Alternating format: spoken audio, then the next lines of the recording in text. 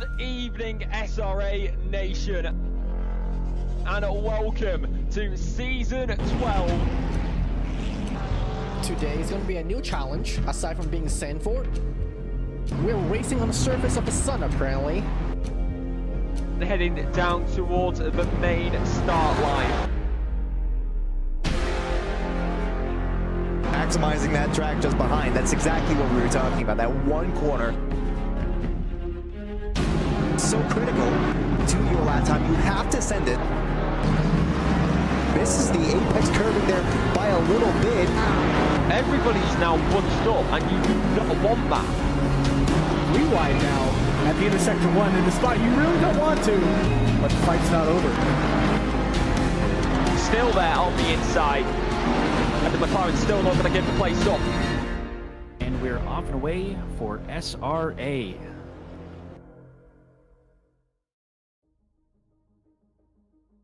Good evening, SRA Nation, and welcome to Season 13, Round 8, our finale under the lights here in Valencia.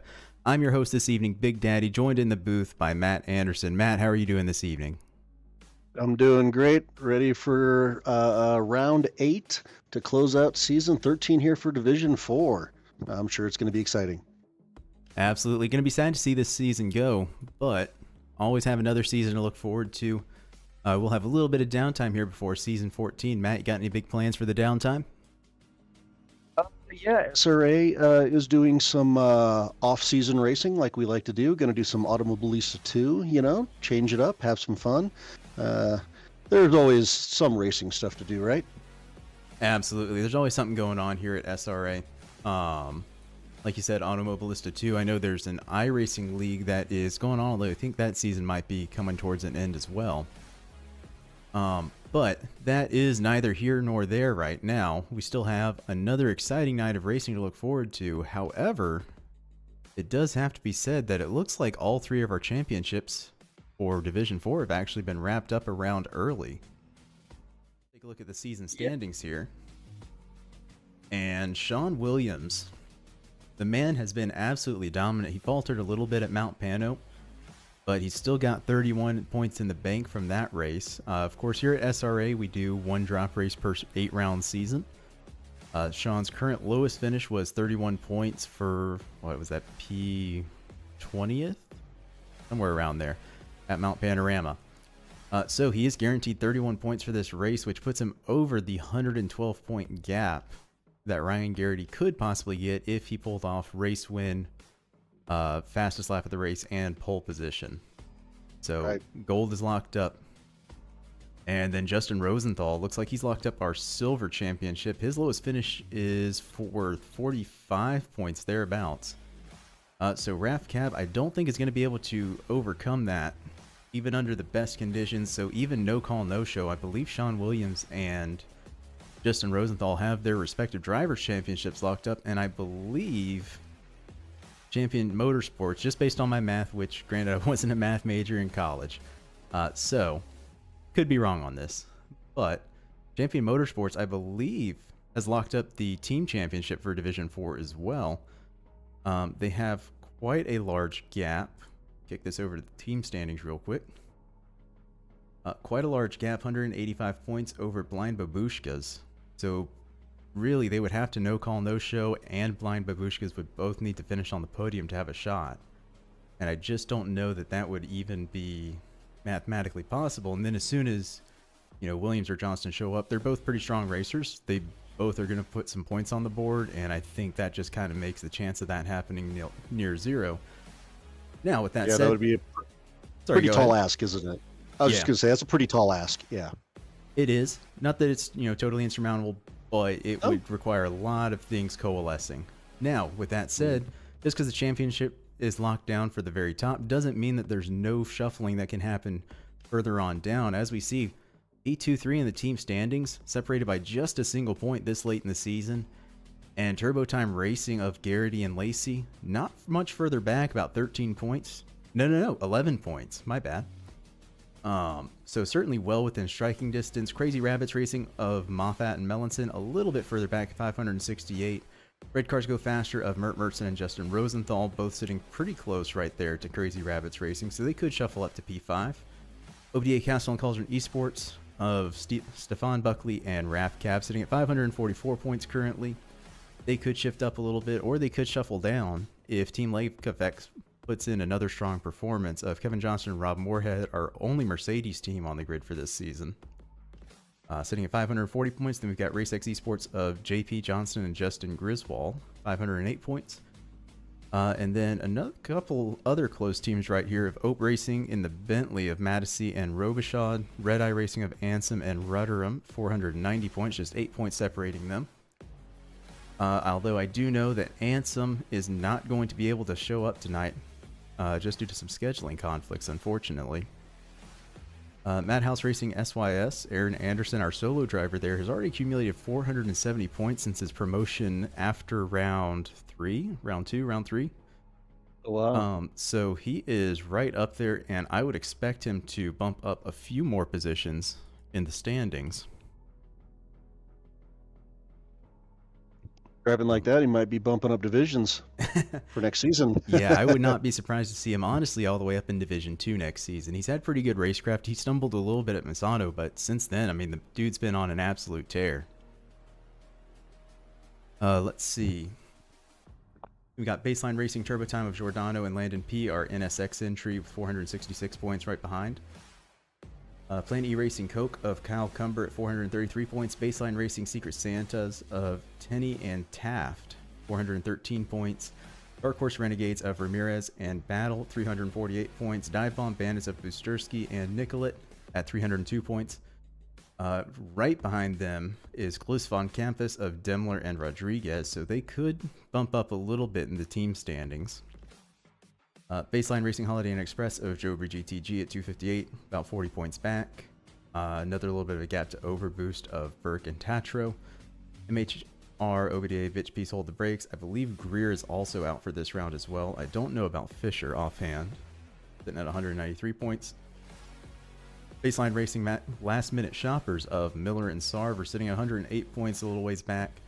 And then Black Sheep Motorsport of Matt Anderson here in the booth. Obviously, he won't be racing tonight. And Brett Swift at 89 points. I'm here to entertain you in a different way. Well, there we go. Brew Hop Brewing of Bruce Hopkins at 75 points. MHR Nayslayer of Jason Pinkard at 37 points. And then APX Dynamics of Vishal Sahara rounding out our team championship. Take another quick look at the drivers. And again, this similar story here where we could see some shuffling further back. It's just that top spot is locked down. So we got Garrity sitting at 477, Anderson sitting at 470 points. So we could see a little bit of shuffling there, and Anderson climbing up to P2 in effectively half a season. It's quite an accomplishment, we'll say. Moffat sitting P4, and then Kyle Cumber in P5, about 20 points off of the person in front of them respectively. Steven Dutton sitting at 399, and then Rosenthal right behind him at 395. Steve Foster at 338, Kevin Johnston right behind him at 335, Ramirez not far behind at 320. Eric Rudderham sitting just outside the top 10 at 299 points. Raf Cab at 298 points. Matt Mattisey, P13, 292 points. So a close battle going on right there, and not much further back. Got Steven Music of Better Call Steve in the 296 at 285 points. Alexander Giordano at 283 points, so another close battle right here as well. Jacob Busterski at 277, Justin Griswold at 268, Gobri GTG at 258 points, Scott Johnson at 247 points, Stephen Buckley at 246 points. So certainly plenty of battling that we can see and plenty of point shifting that we could see going on this evening. Well, I believe I've heard somebody say, if you're not first, you're last, or something like that. But there is still something to be said for trying to get as high as you can, for the season, and then build on that for the following season, right? Absolutely. Let's see.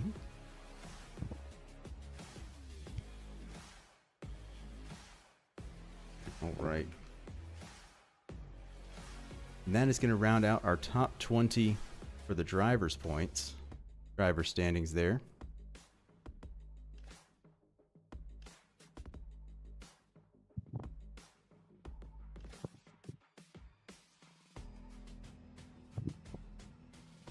We're going to see our first round of drivers starting to head out on track here in just a moment. We open up the essentially the warm-up lap for our silver drivers. Silver drivers. Mm-hmm. You know, just like last night's racing, the track is already optimum as the silver drivers are headed out onto the track. So, you know, we should see some pretty consistent fast times across the two divisions, I would think. Yeah, I certainly would expect to. I was not spying, but I was watching on a D4 practice session earlier, and I was seeing couple of 31s, which to me is just wild. D4 should not be in 31s. That's not spying. That's research. I mean, unless you're signal stealing, which I don't think you can do in racing. So I think you're okay.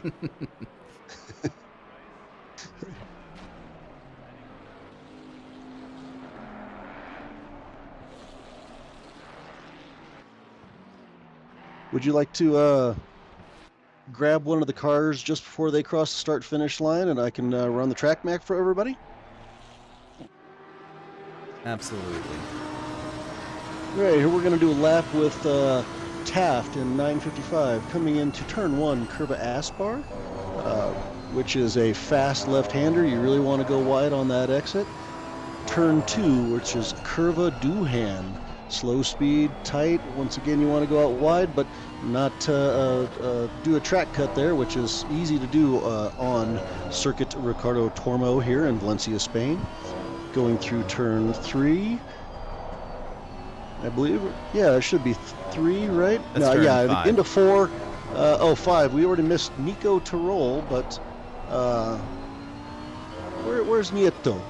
Turn 6, which he should be going through, which he already went through. Sorry, it's hard to keep up right now. Angel Nieto into 7, Curva de la Afición. After that, we have turn 8 of Curva Bernat Martinez. Yes, the 9-10. That's what we're going. That should be. Yeah, 9-10 right here. 9-10 and then 11. We'll head into turn 12 right here. You got to be careful on turn 12. It's an easy place to lose pressure. You're going to hop that curve just a little bit, and that exit curve can give you a nasty puncture if you're not careful. Long bend right here as we go through turn 13, and then lock it on down into turn 14. Careful not to let the rear step out from under you. Run it a little wide, but not too wide. Another easy place to pick up a track limit violation. And then we'll come back across the start-finish line. Yeah, I don't have this track quite memorized. That was hard to look at look at the screen. I'm telling you. But I have this track fairly memorized while I'm driving, but not necessarily the turn names. Yeah, well, and talking through it is always a little bit tougher than just driving it. You know, having to process it verbally rather than non-verbally. And we're going to look at Ian Demler here, hopping up to the top of the leaderboard with a 32.2 for his banker lap. Still 6 minutes left in qualifying, so plenty of time to go and improve upon that. He's currently up right at 0.6 of a second, almost 0.7 now. So certainly he will be down into the 31s, barring any sort of complications. And that seems to be kind of the story for a lot of these drivers. Certainly the top 3 are all right at half a second up on their times. And then plenty of improvement further back. We'll actually take a look at Music, who's up right at 0.6 as well. Going into that 9-10 quick left, right in succession, setting up for 11 here.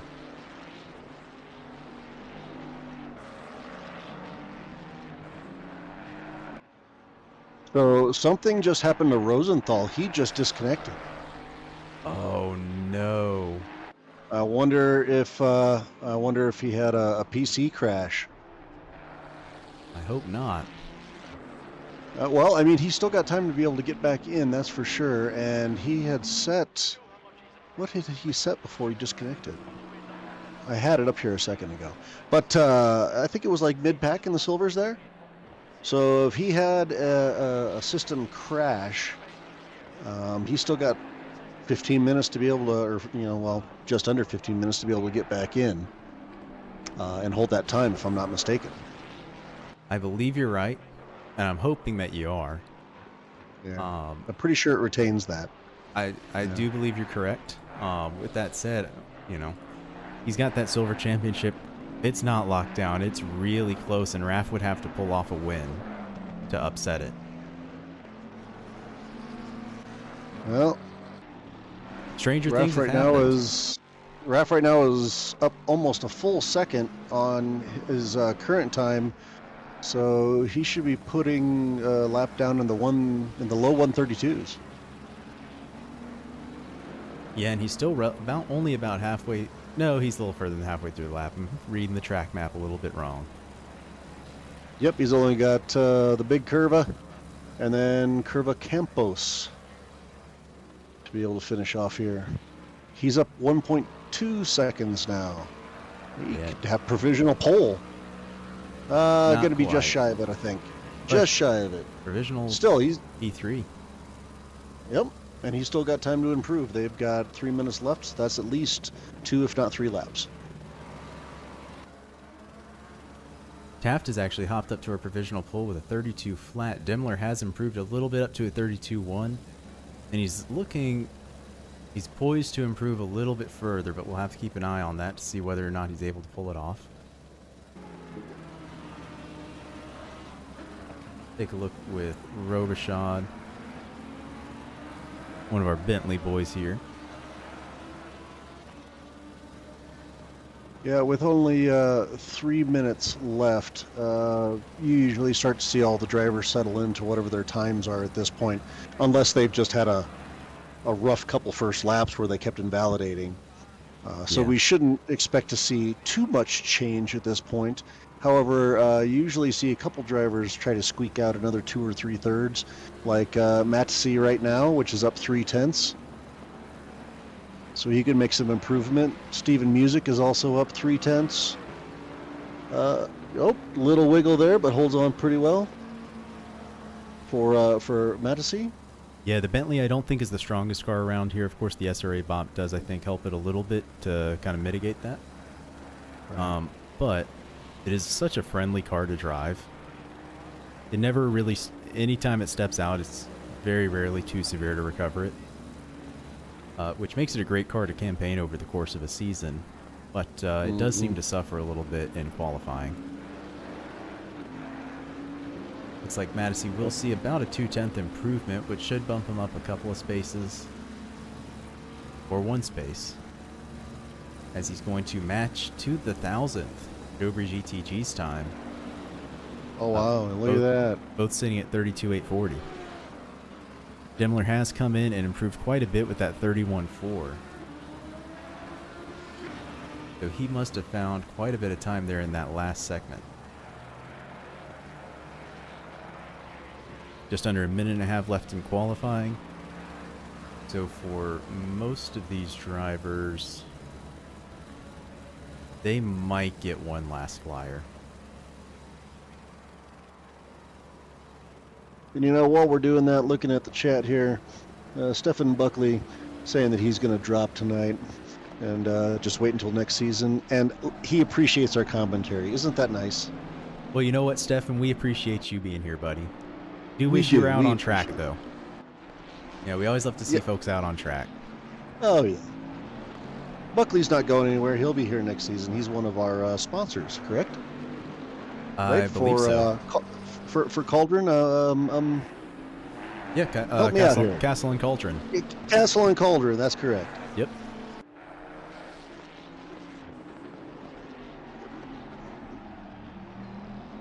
See, it looks like Majesty's going to improve by about 8/10. He's going to not get necessarily the greatest drive into and out of turn 14 there, but that is going to bump him up to provisional P3. He does have the opportunity to go for one more lap. He wants to, as he did cross before that 10-minute mark. Hey, Rosenthal's back in the 7th position. Look at that. Yep, I saw that. Looks like he's still sitting in the pits, so he's just going to run with that time.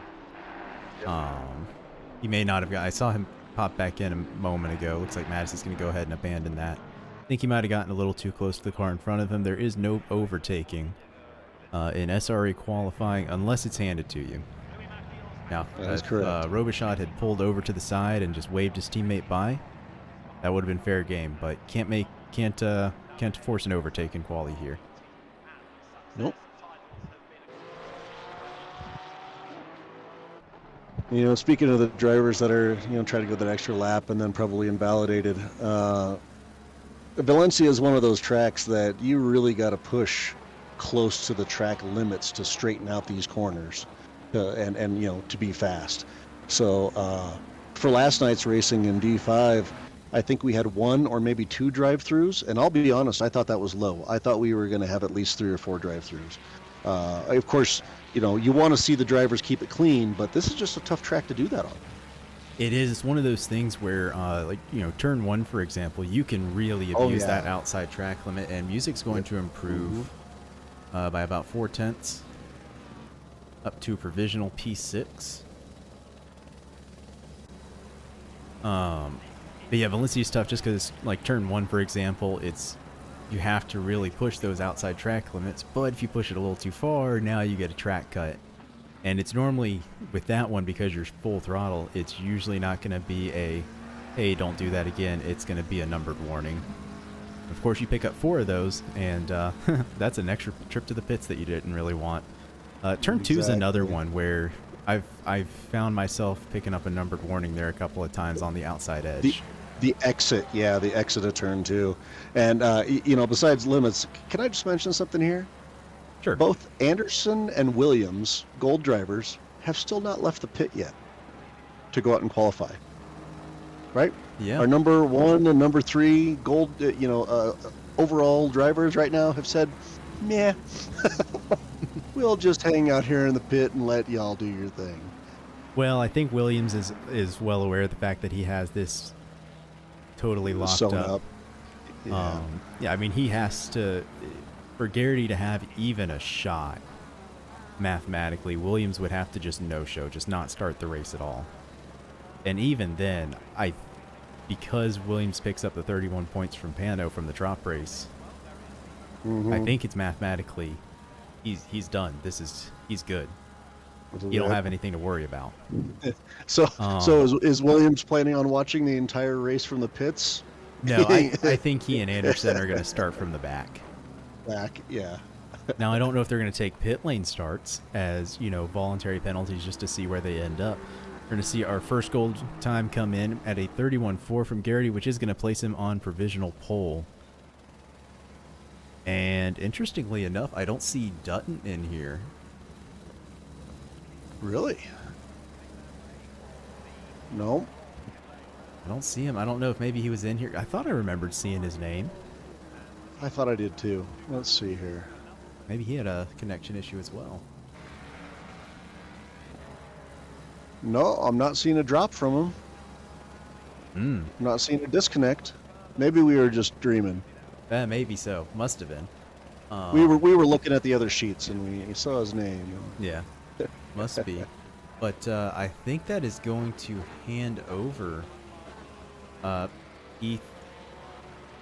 Okay, no. Dutton was already P6 in that championship. That'll hand P6 overall driver's points to Rosenthal, though, I believe.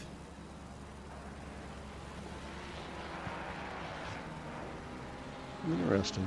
I was thinking Dutton was a touch further up. I thought he was right in front of Anderson, but Anderson's third overall in points, right behind Garrity and Williams. So, and Garrity's still sitting up there on provisional pole, barely ahead of Demler, though. You know, 28 thousandths.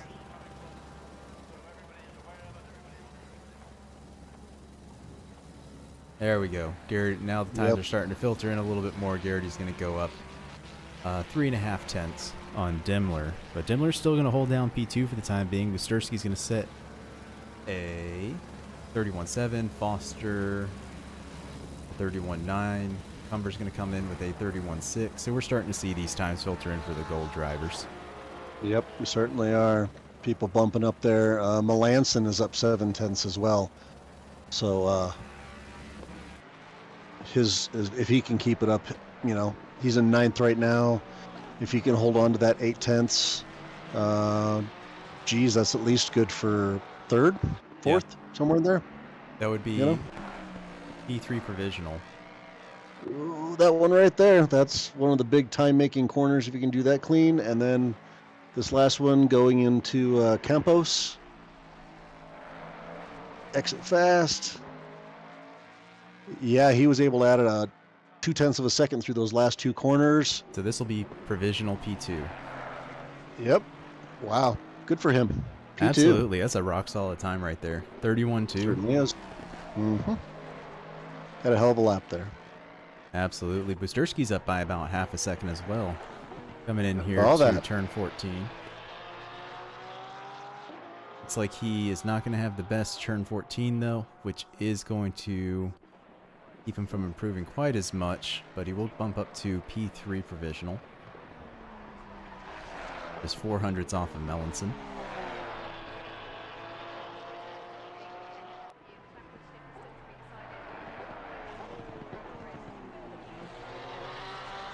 Take a look at Bruce Hopkins, who is currently about 0.3 up. And trending faster.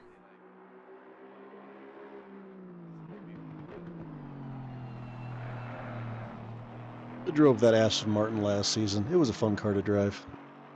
I liked it. I have driven it for hot laps a couple of times, and I personally don't vibe with it, but I know a lot of folks do. That is going to put Bruce up into provisional P11. You probably just invalidated right there. Because you got to go wide on turn 1, but you can't go that wide. Oh, he's still valid. Really? He's still stuck in. Yep. I thought you at least had to keep your driver's side tires on the stripes. I guess not. Nope. Driver's side tires on the green paint, if I remember correctly. Just on the green? Okay. Just I on the knew green. Yeah. I knew right side. Definitely you want your right side on the green, but I guess I thought you had to keep driver's side on the stripes. I think you just have to keep your left tires on the green. I think right can go past. I could be wrong on that. Oh, yeah. Hey, well, for those who might be listening in the chat, if you know the answer to that, help us out here. Yeah, help us out. Tell me that I'm a big old dummy. Don't know what I'm talking about. Help me feel good about myself there. We don't know everything, and you know what? The people watching, they have Google or their search engine of their choice. You know what's crazy is technically I have Google too. Yeah. Yeah, I know, but we're commentating, right? We're preoccupied.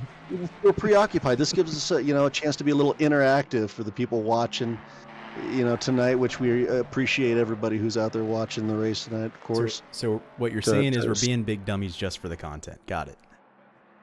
Shh. We're being lazy. Don't tell anyone. Let's see. Let's take a look at who's improving. Moffat's going to improve just a little bit. Foster is up about a 10th. Melanson and Busterski are currently invalid. Garrity is valid but down. Melanson just crossed the line, so he will have another chance, but this will be his last chance to improve if he wants to try and take pole. I can see that Demler for our silver drivers is still right there in the middle of the gold, hanging on to 4th. Good for him. Yeah, I mean 31.4. That's a spicy time. I will say the Mackett is good here. I didn't take note of what the BOP is for it here with SRA. Had the opportunity to race it in the 9-hour Valencia Enduro that we did a little while back, and it was a very easy car to get along with here at this track. Of course, not a track where you have to abuse corners very much, at least, or I should say not abuse curbs very much, which... yeah, having done 3 seasons, I think, in the McLaren, I totally agree. This track lends itself to the McLaren strengths. Long, the flowing corners, right? Not a lot of... Well, you got the one long main straight, but other than that, right? Because that's where the McLaren is going to be weaker, losing power on the straights. But these flowing corners, yeah. Yeah, no, absolutely. It's like Garrity might improve just a hair. But it's going to come down to him and Foster being the last 3 cars out on track with Busterski out there as well. Foster, look, he's up about 2/10. Take a look at Garrity, see what he's able to put together here in the closing moments of qualifying. He's able to see any kind of real improvement. Looks like he's going to go just under by a couple of thousandths. Busterski also not going to improve. All right, Steve, you are our last hope for some improvement here. It looks like he's going to make it about a 3/10 improvement. He's going to put him up to P4. Or Steve Foster. Good for There him. we go. Love to see that. Let's see. Hey, so in the chat here, our Sim Racing Alliance admins have asked the comment or the people watching to give a shout out for who they're supporting. I'm seeing a Demler. I'm seeing a Raf Cab. I'm seeing a Scott Johnson. So hey, we got some people watching and fans tonight. That's good. Absolutely. A little bit of a small field. I think this is going to be a great opportunity for us to go and have a quick word from our sponsors while we wait for the cars to disembark on the formation lap. I like it. A huge thank you to our SRA sponsors and title sponsors for supporting us here at SRA, as well as support from Documise, a modern business solution for product management. Go to documise.com to learn more today. And support from Retro Saga, a North American-based gaming company that provides accessories for your favourite classic systems, including Nintendo, Sega, PlayStation, and much more. Enhance your retro gaming experience today at retrosaga.ca. And a big thank you to our affiliates, Track Racer. Experience redefined gaming with Track Racer's high-quality sim rigs and accessories. Use code SRATE at checkout to support us. Armamentario, a toolbox for ACC that will enhance your chance to win. Enjoy a fully customizable and enhanced HUD to change the way you experience ACC. AT3D Sim Shop. Upgrade your sim racing experience today with premium 3D printed accessories featuring precision crafted magnetic shifters, sleek cable management solutions, versatile stream deck mounts, and immersive dashboard displays. Their innovative designs enhance performance and style, elevate every lap with top-tier quality and craftsmanship at at3d.net.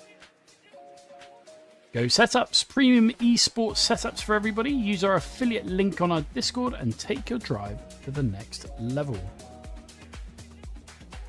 Castle and Cauldron, a home-based crafting business specializing in handmade Harry Potter, Fantastic Beasts, and Fairy World collectibles.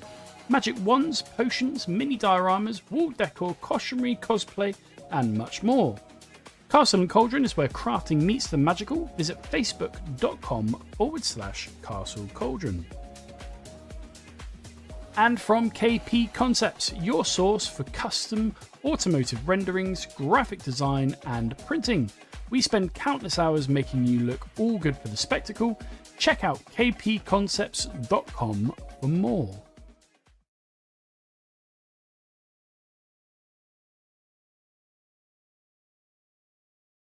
All right. And that was a quick word from our sponsors. We are watching the first cars start to head off on the formation lap. It does look like Anderson is actually going to start with the pack, but it looks like Williams is actually going to start from the pits. Start, huh? Are you sure he's not watching the whole race from the pits? I'm just saying. I mean, there's a I didn't think possibility so, there. but you might be onto something there, bud.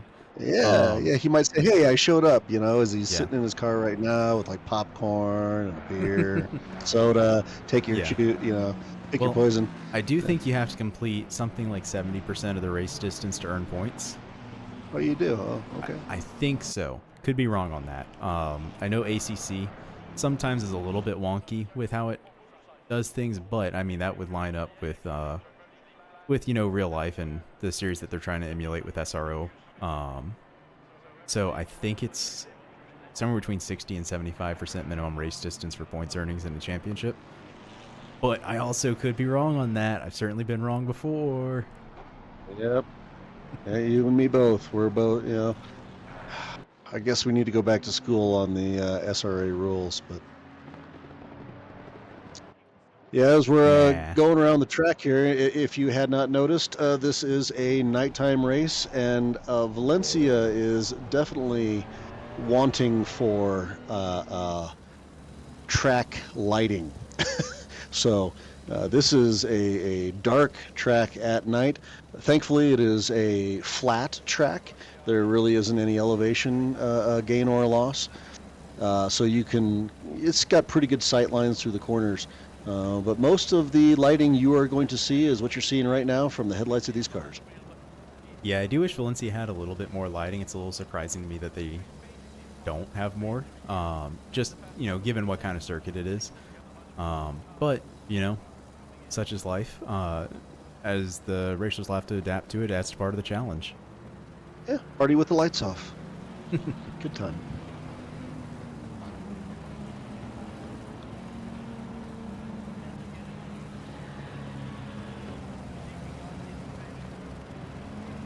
I was hoping our helicam might be zoomed out a little bit more. Right, TB2. Now, as they get closer, we're going green now.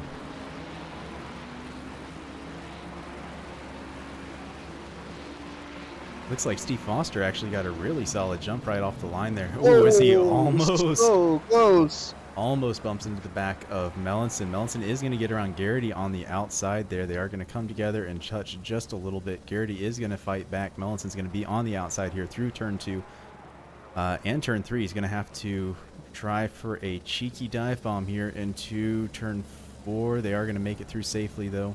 Garrity is going to go a little bit wide. Garrity really wants this win because it is his only mathematical hope. Whoa, 3 wide into a bump, and it looks like we lost somebody. Uh-oh, that is the 543 of Busterski. Yeah, he just got in a little bit too tight there, bumped, and then he's the one who lost out on that. But 3 wide through that section, that was risky. Very, very risky. I think Williams might just have shown up just to hang out in the pits and say he was here. He's hanging out with, you know, popcorn and a soda and going, yeah, guys, you go for it. I mean, to me, that's just don't show up because you're going to get the same points either way. You know, I don't think I've ever seen. Yeah, I don't think I've ever seen any other driver do this, just to be able to, you know, show up and go, I'm going to watch from the pits, front row seat. But, you know, first time for everything. And didn't you say he's got it sewn up?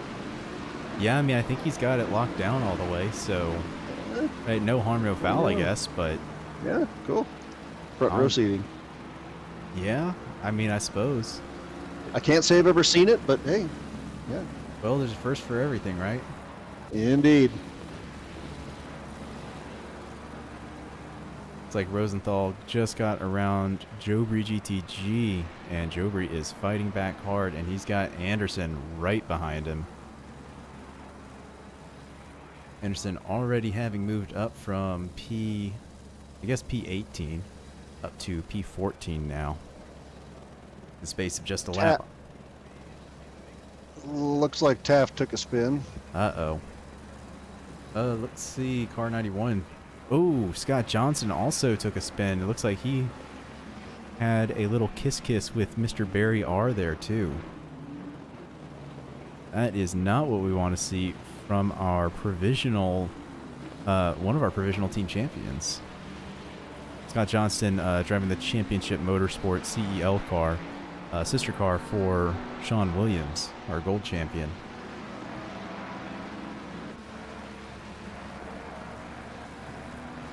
Like Rosenthal and Jobry are still going at it. Jobry's 296 is looking a little loose, but then Rosenthal's also looks like it's kind of understeering and pushing a little bit. Anderson looks like he's going to make a move up the inside here on Jobry, and it looks like he is going to get the job done. And that Mustang's just so strong in a straight line, it's going to be tough for Jobry to respond right here, I think. Yeah. You almost can't against the Mustang on a straight like that. Yeah. You got to get it in turns. Yeah, no, absolutely. I think the only car that can really fight the Mustang on the straight is I mean, yeah, the Lexus. yeah, probably. Yeah, and look at him go. He's already got, you know, taking another inside and just... Anderson is just running his way through the pack.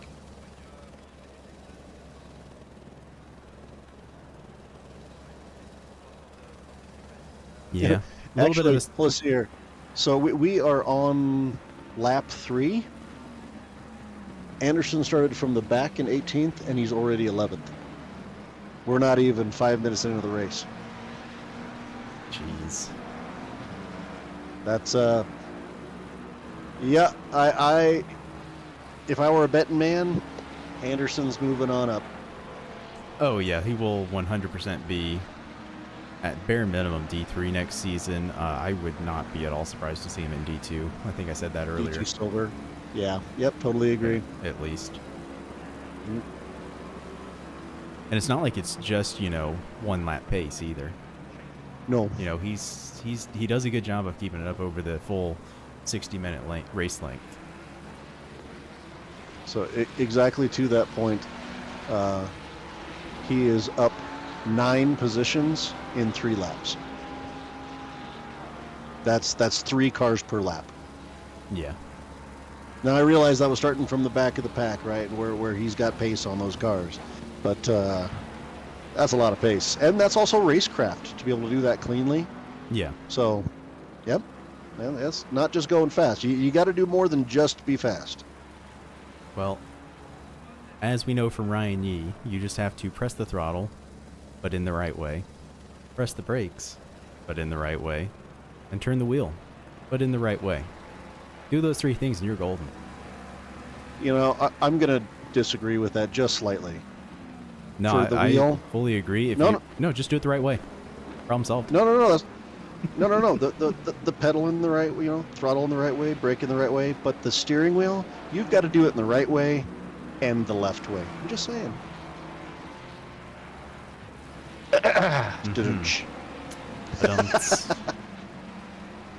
Har. You know, what can I say? Was that a dad joke? I don't know. I mean, if we think about it, every racetrack is just going around ultimately in a circle. So if you just turn right enough times, you're back to where you're supposed to be. It's true. Yeah. So really, I think Ryan's point still stands. I think you just turn the wheel in the right way and, you know, get back to where you're supposed to be. I feel like there's a philosophical, you know, element to what we're discussing here, but save that for a poet. I think you might be giving us members of SRA a little much credit for that. Why not? Sure, we're capable.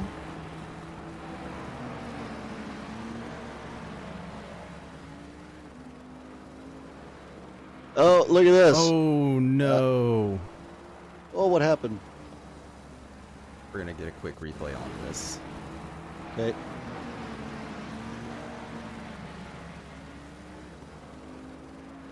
Oh, Jobry started to brake a little too late and went right for that inside. Rosenthal being the big benefactor there. Mm-hmm.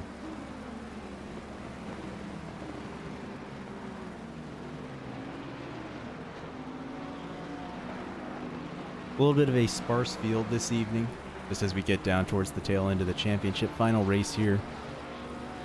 Tend to see a little bit smaller crowds, and I think the night race at Valencia might have scared a couple of people off. Night racing, always a little bit of a challenge here in ACC. And when you don't have as many people fighting for an actual, you know, position, when it's a little further, it just, you're going to have less cars on the last race. That is natural in any racing series, I think. Yeah.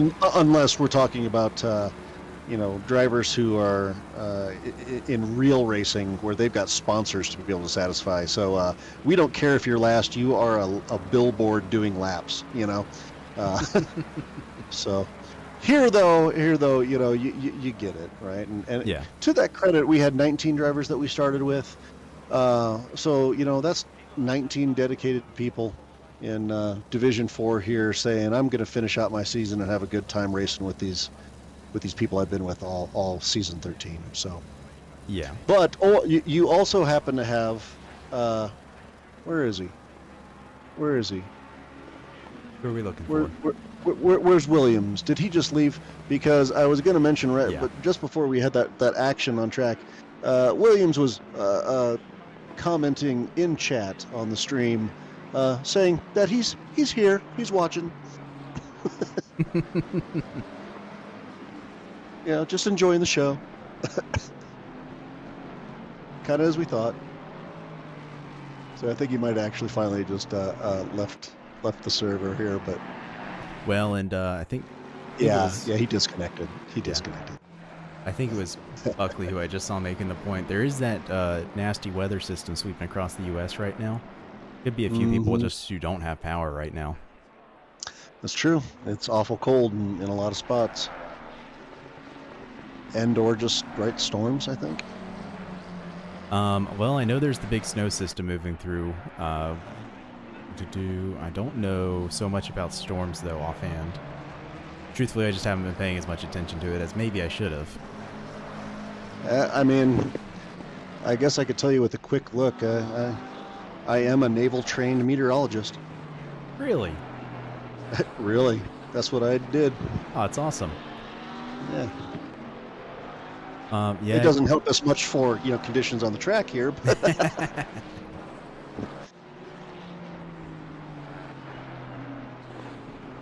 No, the ACC may be saying optimum, but I have a feeling it's feeling a little greasier than it might if it was 7:15 p.m. on track. Yeah. I think so too. Ooh, Rosenthal going real wide there.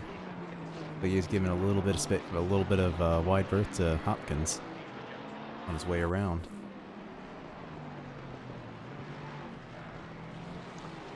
Yeah, that turn 11 right there that they're going through right now. It's always a tough one to make because the rear end just kind of wants to step out under braking. Almost, regardless of what car you're driving, just seems to want to step out on me. You kind of gotta treat that bend almost still part of the straight, like that's where you want to start braking. Yeah. When cars come back around, you can kind of talk about it. Car number 161's going through it now. That's your brake point, like right there, and then you're braking, staying straight kind of as long as you can, but you also got to be braking under turning to get to the apex of, what is that turn there? Help me out. The tight kind of hairpin. Turn 11. There. Turn 11. Turn 11. Terrible with turn names, though. Jaume Macea is the turn there. Yeah, so you got to be braking and be brave all the way into that, kind of hit the apex in the middle, then start to throttle out, but not too much, because as you said, it wants to step out. So one of the more difficult turns on the track, at least for me. Yeah, no, the biggest thing that I found was just the more you can straighten it out, the easier it gets. As we watch Garrity, the rear end starting to slide around on it a little bit going into that corner. Which is exactly kind of what I was talking about. It's just a tough corner to get through. And then turn 12 is a little bit tough as well to figure it out. Once you get it figured out, it's okay. Then obviously 13's not too bad. 14 can be a little tricky sometimes, especially in an enduro where you're going to run the tires a little bit longer. They start getting worn down towards the end. You can get a little bit hairy.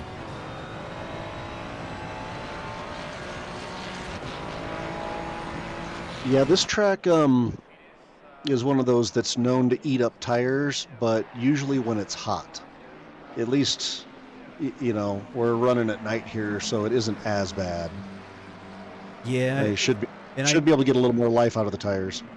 Yeah, and I think it depends on the car too a little bit. I was talking with you, I think, previously, where I run the 9 hours of Valencia here. We did the McLaren, and we were able to double stint a set of tires to completion.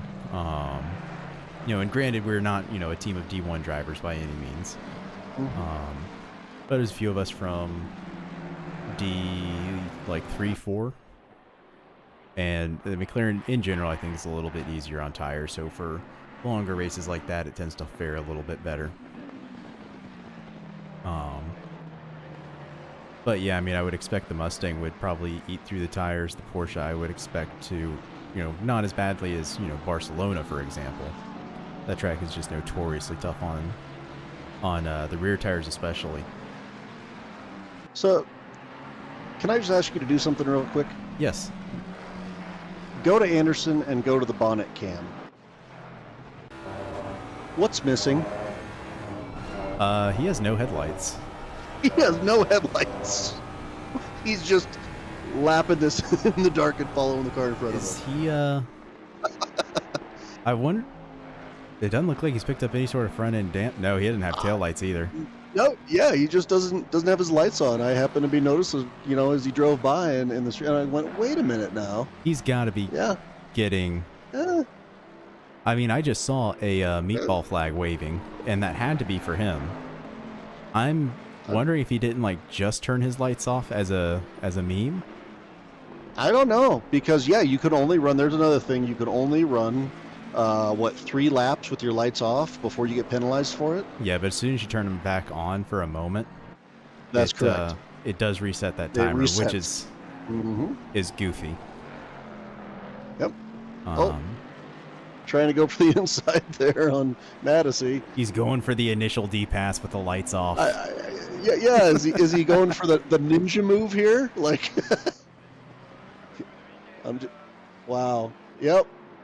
That's some scary stuff. I'm just gonna sneak up on you with no lights and go for the inside. Wow. Do not try this at home, children. No, but if you know Right. if you know the track layout, you can still see what's going on just from the ambient light in ACC, so it's not that bad. But as we said at the beginning, this track, there's hardly any light to it. You know, this isn't one of the tracks that is lit up better. Say, Suzuka has some, you know, not the whole track, but has good lighting in different spots. So here, there's just nothing. Yeah. Well, yeah, I mean, you can see so he's getting the meatball flag, so he's... I mean, unless ACC just doesn't assign an actual penalty for it. I have no idea, but definitely another first for me. I don't think it's the first. He is sitting with the fastest lap of the race, despite not having headlights on right now with a 31.5. Oh, I'm sure it's not the first. It's just the first for me. I don't think I've ever seen that before. That's in some of the off-season shenanigans, I've seen some folks do things like that. So dare I say, it's a bold strategy, Cotton. Let's see if it pays off for him. I mean, I think it is. He's already made his way up to P6. We're 17 minutes into the race. Right. Of course, Anderson has had pace all season here in D4, so it's not too surprising. Partly why we expect him to be in D2. Although after a little stunt like that, now he's got his lights back on. Okay. It must have run a time because, we're just over 1/4 of the way through the race, just over 15 minutes, and he is up 12 positions, started from the back, didn't even qualify. Yeah. Now, notably smaller field than usual, too. True. It's true, but I mean... Typically, we've been seeing 30 cars. Yeah, I mean, he went up 9 places in 3 laps like we were talking before. He's now gone up 12 places in, 15 minutes. Yeah, and then he's driving with his lights off, so he's just out there having a ball. Just out there having a ball. Yeah, he knows he's mathematically out of the championship, so he's just out here having a good time. Man, I still think I like the ninja strat though. That's good. It's funny. I've considered mapping it, but then I'd have to map another button and remember it, and it's not. I don't think I care enough about the meme for that. I definitely I have my lights mapped absolutely, but I don't think that I'd be. Yeah. I never thought about using them in that way. I've thought about it, but also I'm a Bentley main, so having the Bentley lights staring down your rearview mirror it's an intimidation tactic in and of itself. I don't have the flash mapped though. I don't ever do the flash thing. See, I do. I use it. I'll use it to say thing. thank you, things like that. If someone's getting a blue flag on my account and they pull over and let me by, I give them a little flash, say, hey, thanks, bud. Yeah, that's where I run into the only so many buttons, and flashing someone isn't high on my priority list. Nice. So you just got to get used to it. Yeah, We no, gotta get you up front so that you're flashing people all the time. you get in trouble if you run around flashing people. It's not going to end well. No. I'm not saying flash the people who you're fighting for position. I'm saying flash the people who are blue flags. We got to get you up front so you're overtaking blue flags and you can flash them because you're a reason to have it mapped. Mm-hmm. I'm definitely talking about a double meaning here, but hey, family friendly. And Anderson is now up 13 spots, by the way. Just thought I'd call that out. Yeah, he's moving up. He's up to P5 now. Still sitting at the 31.5 for the fastest lap. Garrity is kind of checked out. He's got almost 5 seconds over Melanson. So he is just cruising. It is going to be kind of interesting since Williams has just kind of checked out and said, nah, I don't even need to sit in here for this. If we're wrong on the points. And he's just handed Garrity the championship. Now, I think Garrity has to get the fastest lap. I think Garrity has to get fastest lap to even be in consideration. But, man, how wild would that be? You know, I mean, Williams has talked about... Points. Yeah, Williams has talked about, you know, Paulie runs a tight ship over there at Championship Motorsports. Could you imagine? No. That would be. Yeah. Ooh, that would be rough. Be a bad day. Yeah. I don't think Sean would be having a very good time. Well, in the chat, he said that he's on vacation. So he wasn't able to be here for the race tonight. I think is probably just timing. It sounds like from that statement, I'm going to assume that it's not that he didn't want to be here. It's that he had other things going on, and that happens. He didn't want. If he wanted to, he would reschedule his vacation to be here to race if he wanted to be here and race. All right. Well, you know what? You're making a fair statement because we've commentated on people before who were doing the race on a Steam Deck. Ooh, I don't think I ever saw that. Oh yeah, I can't. It was this season, I'm pretty sure. But somebody to make the race did it on a Steam Deck, and we were all very impressed by just being able to pull that off with a controller. I don't think I could do that. No, but, that's dedication. Yeah, no, I respect that a lot. And certainly it's fine that Sean is on vacation. We're just giving him a little bit of heck. But yeah, no, the whole Steam Deck thing, I've tried driving ACC on a controller. It's not doable for me. And which is funny because we've got some really fast controller drivers. You got Selena in D2, D3. Yep. Selena was a controller driver for a long time. Oh, did she not controller anymore? No, I if I remember reading right, I think it was this season or last, she finally got a rig, if I'm not mistaken. Oh man, well there you go. Yeah.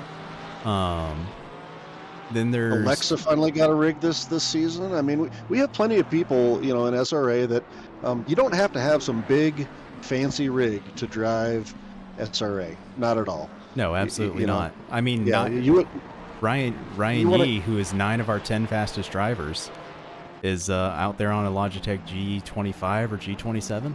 Yeah. Really, I think that with our group here with SRA, the entry point is really pretty low.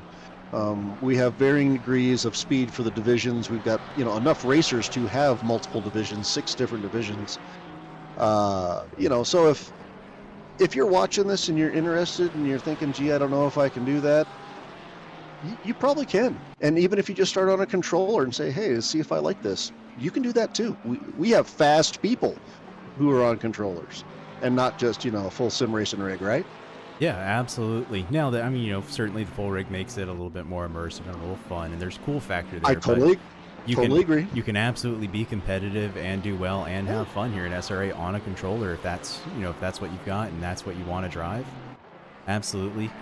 Biggest thing is just, be a cool person, be kind to those around you, and that's right. you know, keep it clean out on track. That is kind of the whole operating structure of SRA, is just, you know, be nice. Yep, the modus operandi here is yeah, they maybe don't expect you to, they don't expect you to be the fastest. They don't expect you to have the best and most expensive rig. They do expect you to drive clean. And this season before, you know, the way they've been coming down on penalties, they're making that clear. We at least want you to be clean. And accidents happen. Everybody has accidents. I had my accidents this season, right? The point is, are you going to take that accident, learn from it, and move on? Or were you maybe not that clean of a driver in the first place? I don't want to call anybody out, but, right, it happens. We all know what public lobbies are all about, right? Just another great reason to be here with drivers that you get to know. Absolutely. I'm checking in on the chat real quick. Sean said, no Steam Deck, just drinking. I'm like 98% sure I won, but now you guys are scaring me. Sean, we're scaring ourselves on this, buddy. There's a chance Garrity's out here in front. He's pulled a 6-second gap. If Anderson doesn't catch him and pass him, you know? We just don't know. We just don't know right now.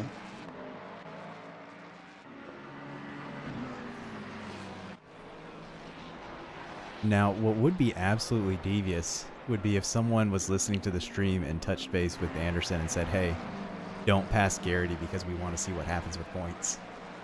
That would be devious. It would And be, chat, you know. Chat, you all should definitely not do that. Shouldn't have an outside influence on championship standings. Yeah. Be fair. Be nice, people. Well, you know, let the drivers do the thing, right? Wink, wink, nudge, nudge. You know, no insider information. Isn't that kind of like being? Let's put a different hat on here. Isn't that kind of like being pit crew? You know, Yeah. Your pit crew would be telling you Exactly. that. It's kind of like pit crew. And look, you said no insider information, but we literally have an SRA fantasy league designed around who can get the best insider information. Right. Yes, this is also true. Complete with insider trading, but not the financial kind.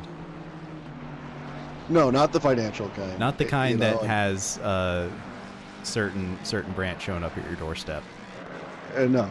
So yeah, there's another thing that SRA does, right? We have our own fantasy league. You get to know these other drivers. Something that you were talking about with the endurance racing, with the enduros.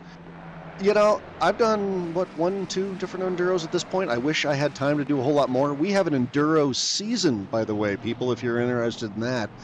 And getting together with a team of other drivers of varying degrees of pace and skill, right? And everybody doing their thing and just having a good time. I can't tell you how much fun it is. I love doing enduros. Yeah, the Enduro series is great. Yeah, it really is. Yeah. And Enduros in general here with SRA are a great experience. I will say that the one drawback to it is an investment of time. It really is. You know, to say, you know, 3 hour, okay, 6 hour, 12 hour, that can be a long day even just doing your stints. You know, you got to be dedicated to doing that. Yeah, it's really only if you're the team captain though. True. I mean, because right, you change out and you don't have to. But yeah. And I found myself, even when I wasn't driving, I was still sitting in chat, talking with the team. Hey, where's our driver on track at now? You know, it's a very community-focused type kind of thing, a teammate type kind of thing. Absolutely. So I spent most of my day in the chair anyways, and I wouldn't say I wasted that day at all. I had a great time. I'm simply suggesting that I don't do it more because I don't, me personally, and I'm sure this is the way it is for a bunch of other people too, you don't necessarily have an entire day to kind of dedicate it, and that's what makes it rough. That's the only hard part. Yeah, no, I get where you're coming from.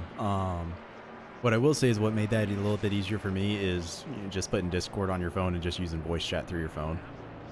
Yeah, that's true too. Get it from your rig, and then you can go walk around. You know, go get some pizza. Go get your DoorDash delivery. Take your downtime. Absolutely. Because you got to do that so you'll be fresh for your stint. But Anyways, back to the racing here. I can look over and see that we only have about 8 cars that have not pit, the top 8 at this point. We're 31 minutes left to go, so that's about what we should expect for the cars on track. Yep. You Now can see GTG here all over Johnson. Yep. Now a couple of these guys have taken their pit stop, but Anderson's only 7.5 seconds off of Garrity, and he's closing that gap. You know what? While we were talking about Enduro, he passed, what, 3 more cars? 2 more? Well, so it looks like Daimler is one that he got around, but Daimler's in the pits. So I don't know that he technically got past Okay, him. so both Garrity and Anderson have not pit yet. Anderson is only 7.5 seconds behind Garrity. He started essentially in last. So it looks to me like Anderson's trying to make a statement here and going from last to first. It looks an awful lot like the statement he's making is he wants D1. Possible. I mean, we were talking D3, possible D2 silver, but you could be right. Now I didn't take a look to see what the D1 times were looking like. I'll take a quick look at that real quick just to see. I will say, as you can see there, both Garrity and Anderson have come into the pits right now. So, just as we were talking about it, looks like Anderson might have just followed Garrity in. But that is, of course, strategic, action, where right now what we've got is still GTG following Johnson all over the place.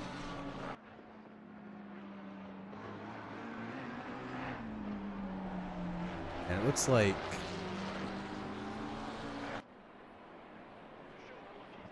okay, yeah, so Anderson's still sitting in pits, Garrity's off and away. See exactly how far back Anderson emerges. But he's just coming out of the pits now, so I think he lost a little bit of time there in the pits. Anderson did? Yeah, it looks like it.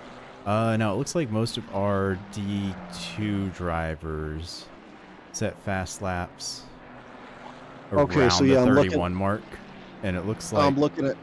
Yep, go ahead. And if I can jump in here on the pit, I was just going to say that Garrity pulled off a 1 minute and 1 second pit, and that's entry to exit. And Anderson pulled off 1:08, so 7 seconds slower. Okay. That buys Garrity a little bit of time, but he's got to stay on top of it. Yep.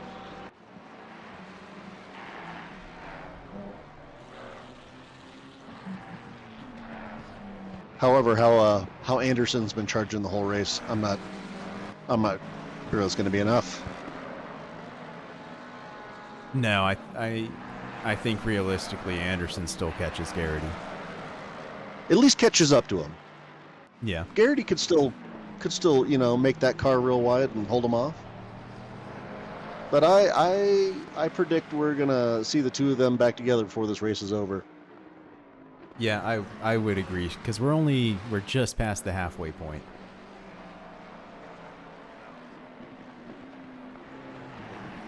Yep. 27:37 to go. Sean coming in saying, honestly, I saw the entire season behind Mr. Anderson. Go Ryan, get it. So he is rooting for Garrity. He was also talking about somebody else who didn't have their lights on, maybe? Did we miss another Knight Rider? I think he was probably referring to Anderson. Yeah, I think so. Yeah. Could be wrong. Okay. Could be wrong. Could be wrong, but I don't think we are.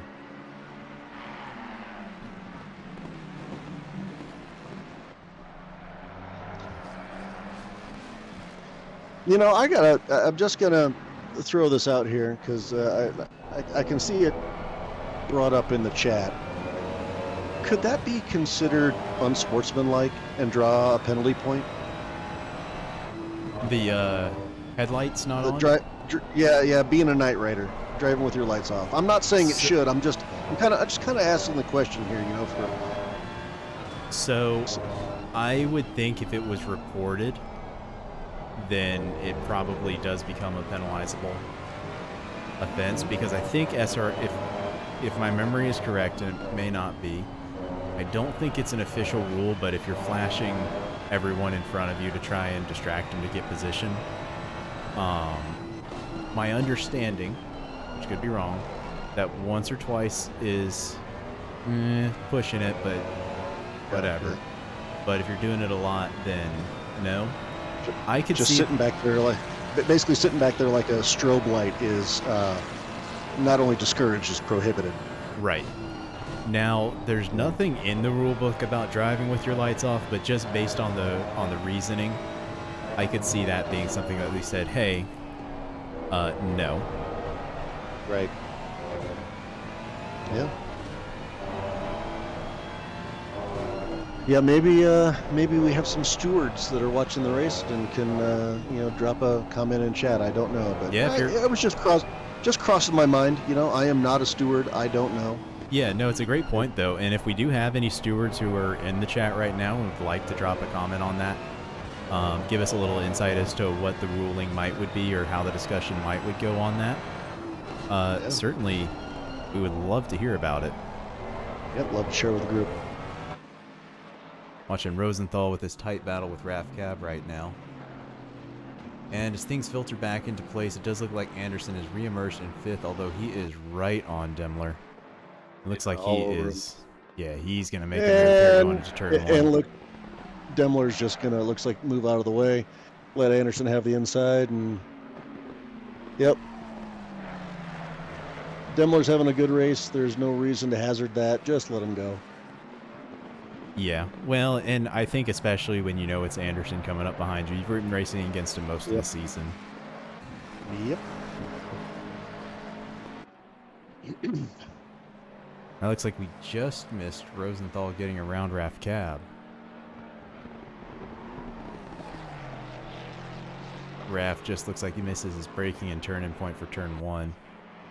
Trying to make sure he doesn't end up in the back of Rosenthal. There's going to give Rosenthal a little bit more breathing room, unfortunately.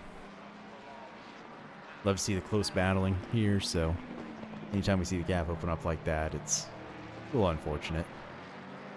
Right.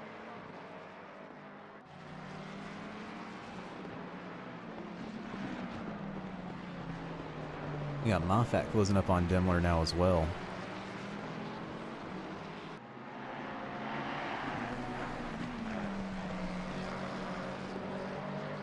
Doesn't look like he's quite able to do anything quite yet, as we see a shower of sparks from the back end of the Mustang. Catching a little curb there. Yeah, there's a nasty bounce on that exit curb. And depending on the car, you catch that, it's you're in for a trip. Well, especially at Curva Chempi Herreros, the tight right-hander there before the big curving left. So 13, 12 or so. You catch that curb, and you're taking an early flight home. Yeah. And you're talking about the exit there, right, going into that big long left-hander? Well, if you take the inside too much, there's a lot of curb there. It'll bounce you. And then as it bounces you, it sends you out. And then there's another curb, and it bounces you even more. Yeah. So it's kind of a double whammy there. Yes, it's like it was designed to ruin your day if you're in a car. Yeah, agreed. Even worse if you're on a motorcycle. Well, on a motorcycle, you wouldn't be abusing the curb that badly. I would certainly hope not. Well, I mean, I guess if you're on an off-road bike. But I think you'd be sending that on a very different line over that curb. I guess I'm just saying mistakes happen. You know, maybe you're Yeah. fighting with another bike, I guess. And but yeah, you think on a motorcycle you're going to be way cognizant of that. Yeah, I mean, you have to be. Because if your knee's down over it, you end up down a leg. Yeah, you raced, didn't you? Motorcycle? Yeah, I grew up racing dirt bikes and then I haven't done any road course racing on motorcycles, but I've done a couple of track days. Very cool. It's a good time. Definitely a bit less expensive on cars in terms of your starting costs, but None of my motorcycles were ever fast enough for track days, and let's just say my current bike being an ultra classic, no. well, don't say they weren't fast enough, because there's some Ninja 250s out there outright embarrassing leader bikes. Well, I bet those Ninja 250s would embarrass my Harley Davidson Ultra Classic with a 88 and a 5-speed. Let me tell you. Well, yeah, probably. Yeah. Different kind of bike. Completely different. Although, you ever seen the Harleys in the baggers race? It's weird to me. Oh yeah, the King of the Baggers class with Moto Yeah, America. yeah. Man, It's interesting to watch. I've seen a couple of those bikes pop up for sale. I guess I think Indian is moving to a new bike for the upcoming season. Ooh. So I've seen a couple pop up for sale from local teams. Wow. I Who looked do at we got here? got Pusterski coming up, Madison. Whoa. They've been battling for a minute here now. Ooh. Doing the bob and weave there. Oh, there's the too far. Oh, you know what? He got lucky. He went far enough out that he didn't get that nasty bump. He just got a little bit of a little bit of one. Anderson is coming up on Melanson right here. Or I'm sorry. Anderson. No, Melison's coming up on Cumber. Okay, yeah, I'm reading that wrong. Yep. Looking at us like Melison's not in a McLaren. Yep,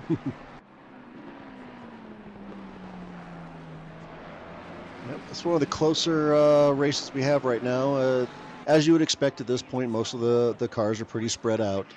I felt like everybody stayed pretty tight together longer towards the beginning of the race than I expected, though. Yeah, I did expect it to kind of stretch out a little bit earlier. We have, of course, seen that come into play now already, but we still have a few good battles going on. We're on board, or we're here now with Jobry GTG, trying to find his way around Robichaud, who's not far off the back of Hopkins.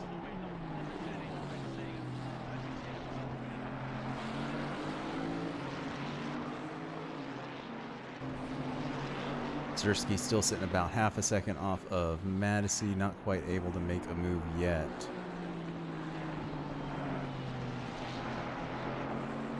And Jobry really closing up onto the back of Robichaud here.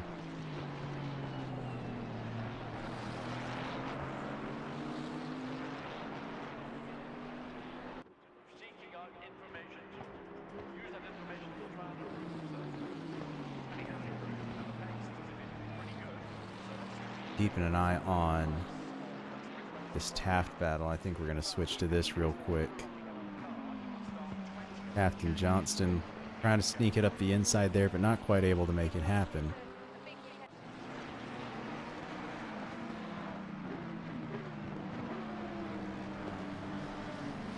Just stretch back out just a little bit. We'll check back in with Jobry here. Still trying to make his way around Robichaud, not quite able to make anything happen now. Bentley very strong in a straight line. Makes it a little tough through some of these spots. He's pretty close, though, coming down the straight. He is, but even with the draft, 296 is going to lose a little bit on the Bentley down the straight. On the Bentley, yeah.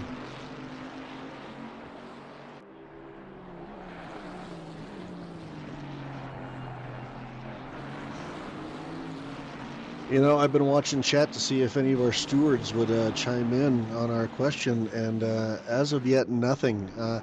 I am guessing that our stewards do enough of watching the race and replays looking at penalties. Yeah. Well, the other part of that, too, is I'm sure that, you know, if the discussion has been had, it hasn't been conclusive yet, and they don't want to chime in one way or the other, which I understand. Yeah, that is possible, too. You know, if there hasn't been an official ruling, they don't necessarily want to put something on paper right now until it's an issue that needs to be addressed. Right. Yep, good point. No, our stewards here put in a lot of work to be able to keep racing clean and fun here at SRA. Yep. We've got it easy. We just get to sit here and talk, right? Yeah, no, absolutely. Certainly we have the easier part of this. I think so. Back in with Steve Foster. Like Robichaud is actually closing up on Hopkins quite a bit. Foster's trying to get around Taft and then Johnston. The close three-way battle right here. Looks like Taft's going to go for a move.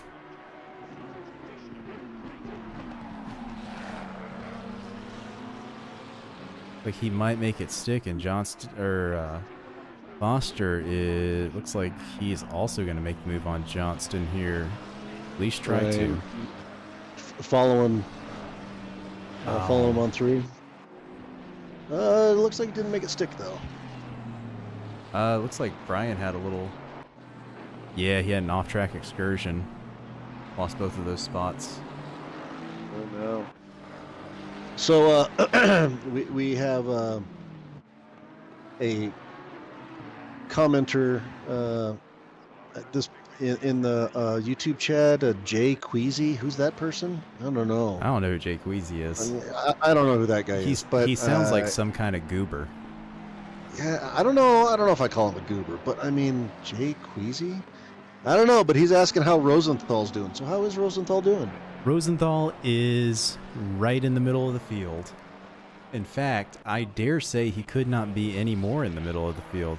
Out there hot lapping by himself right now in P9 of 18. And it looks like Hopkins has actually picked up a drive-through penalty.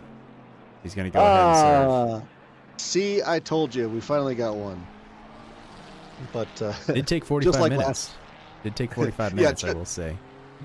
It took about the same time last night, and I got to say, I am once again surprised that we've only got one drive-through at this point.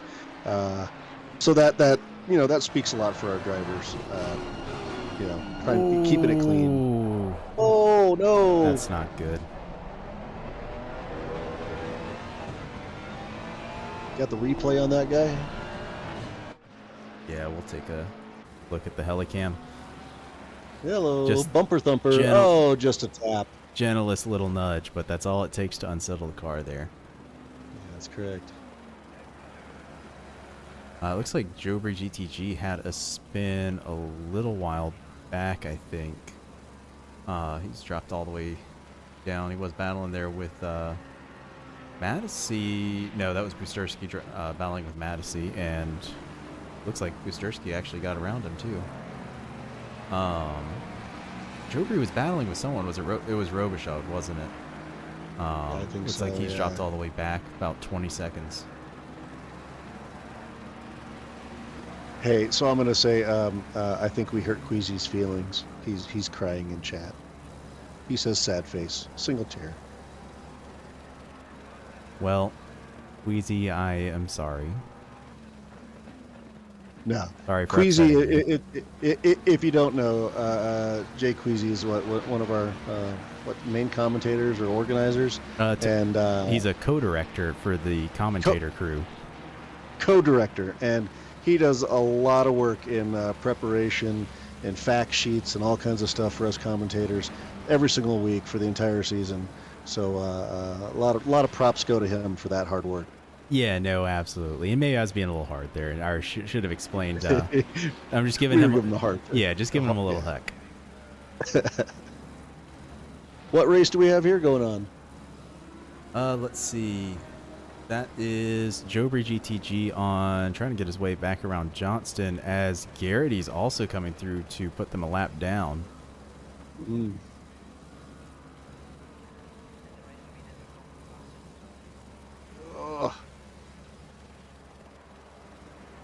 Yep, don't want to, these guys are, yes, they're at the back of the field, but they're also fighting for position, and, Yeah, but here comes Garrity saying, can I get through, please? Yeah, sometimes they're just not paying attention to you being back there, and unless they're blue flagged. Yeah, well, and even if they are blue flag, they don't want to give up much time to the guy in front. So it's, you know, they're trying to not fight, but they're also trying to not give up time. It's a tough balancing act to try and, or tough balancing act to find yourself in. Yeah, you don't want to give up your spot. You want to race, but of course the last thing you want to do is cause the race leader to, you know, not be the leader anymore. Yeah. Yeah. Yeah, no, I'm with you 100% on that. Because whatever you might have won in a position on track, let's put it a different way. Whatever you might lose in a position on track, you are going to win in just goodwill with your fellow drivers. And believe me, drivers remember both ways. Yes, we do. Yes, we do. Checking it with Anderson here, who is sitting about 9 seconds off of Garrity right now, but he's improved his fastest time all the way up to a 1:31.1. Dude's got some pace. Wow. Yeah, I don't think he can weasel his way out of D2 Gold next season. No. He's going to be up there somewhere. That is for sure. And we certainly wish him good luck, because it's tough. Queasy said, was there like a town hall meeting on the gold drivers tonight? They're all up at the front. Yeah, pretty much. With You just Demler hanging out in there saying, hey, guys. Yeah, just, you know, like we said earlier, a little bit of a light field to get down to the end of the season. Always a little bit of just a factor of attrition. Williams in chat is asking if Anderson can catch Garrity.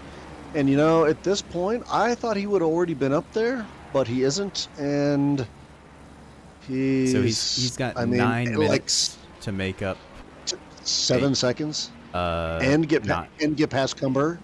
7 plus 1.5, so 8.5. 8, I'm seeing 8.1 to leader. Yeah. And he's got to get past Cumber. So I thought he was going to be up there, but I guess not. He might have just decided to go, you know what, I'll take podium, third place. Maybe you know, for the race. He had someone chirping in his ear, hey, don't pass Garrity. We want to see how the points play out. We you were never talking know. about that. We were. I mean, look, we encourage chat. Don't do that. Don't go and exert outside influences on the championship. But, you know, we don't have real control over that, so... Pit crew. That's what it's like. Somebody's going to be doing that math in your pit. It just makes me jealous. I want a pit crew now. Same here. It would make life so much easier on some of these races. You know, I don't. I know some drivers really like to be in chat with the group, you know, when they're racing. Other drivers like to be in chat with their teammate when they're racing. I just like to be in the car. I can't, you know, chew bubble gum and dance, I guess, like some people. I am focused on racing. But if it was an actual pit crew, I think I might make an exception. I think I might, you know. Somebody telling me, hey, Anderson, you got to make up this time. Hold up. Anderson? Whoa, what happened? Okay, Anderson just disappeared for a second there. And he's got his lights off again. I think we're going to have a ruling on this after this race. Whether the lights off strategy is allowed, or if it's reported you just get hit with a penalty or a warning or no further action.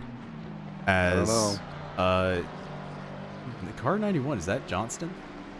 Yeah, Johnston just dives off to the inside of the track, I guess, just to try to not get in the way. Anderson is caught right back up to the back of Cumber, and I've got to wonder, I mean, I would assume he can see the running lights. You know, the orange bits in the headlights. You know, the first time it might have been funny. The second time... Yeah, now I think it's going to have to be a stewarding decision. Yeah, this is now... I'm sorry, I'm not, you know, I am not casting judgment. I am not a steward, but I will say that it does, at this point, look deliberate. Well, I mean, it's deliberate the first time, but if it's, you know, funny haha meme, that's one thing. But on something Yeah. like this, you might start running into it's kind of a safety issue. I don't know. You know, I mean, I'm not the one to make the call. This is for the stewards to do their thing, I think. But I know if I were Cumber, I'd be a little worried right now, going, "Where is he?" yeah. You know. I mean, if I'm Cumber, I'm filing a ticket after the race, quite frankly, just to see what happens. Yeah. Well. Oh. Especially, yeah. Yep. Okay. So he's able to take it and get by. I know a couple times over the season I brought up Smokey, whatever his name was, who raced in NASCAR. And there go the lights on. Where he joked that, or people joked that half the rule book in NASCAR was because of him. You know, I'm seeing in chat here that there's nothing in the rule book against it, and that may be entirely true. But well, so it might this not could also be a reason that it gets added. Well, and so even if it doesn't violate the letter of the law, if it violates the spirit of the law, that's probably enough to I don't say think there's a anything's going to penalty. happen. I'm doubtful, It but might just, it might just be, you know, a conversation. It might create a conversation to say, hey, you know, have I seen that? This is just me watching this. Does it look like it's ruined anybody's race at this point? No. You know. yeah, but you start treading the line of what kind of conduct is SRA wanting to promote. That's true. You know, so again, just to go back to it, even if it doesn't violate letter of the law, if it violates the spirit of it, then that's punishable. To me, in my eyes, in a points-paying race, that's a no-no. Well, I mean, I'm not a steward. we are here to commentate on our opinions and the ups and downs and pluses and minuses, and it may come to the stewards actually deciding what is the spirit and what is the intent. That's exactly right, chat. We're here to give our opinions, and by golly, you're going to listen to them. Oh, as we see some contact in the back between Taft and looks like maybe one or two other cars. Let's see if we can catch this here. Oh, looks like Taft just got into the back of Johnston. Oh no. Ooh. Well, they were racing hard back there, really just, you know. Yeah. You still, excuse me, hate to see that. Yeah, 4 minutes left to go. Oh wow. Had a close battle here with Joe Bree GTG trying to get around Foster. Got Garrity in front of him, so Anderson will be coming up here before too long. I don't know that Anderson's going to have quite enough. Yeah, I mean, he's sitting 9.5 seconds back, so it's gap's even gotten a little bit bigger. I don't think Anderson's going to catch Garrity. No. Not unless something happens to Garrity, and let's certainly hope he can just finish out his 3 minutes. Yeah, he's got a little bit of a gap to hit the next car he's got to overtake for blue flag, which is going to be Robichaud and the Bentley. He's a couple of corners ahead, so he may catch up to him, but I doubt Robichaud's going to pose enough of an issue to him to. And I don't mean that to be a slam against Robichaud in any way. He tends to be very aware of what's going on around him, and oh, that's a leader coming up. Let me, not be on the line. Isn't Robichaud last season's D4 Silver winner? I believe so. I believe you're right on that. He is the reigning D4 Silver champion. Although, he knows what he's doing. Yep. Although that, I believe, will end after tonight. Yes, that is. Yep. Then it passes.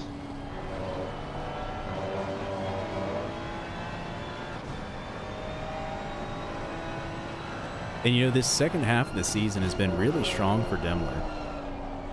I believe he struggled a little bit the first couple races of the season, but he has since found his groove, found his rhythm, and is now moving along pretty well.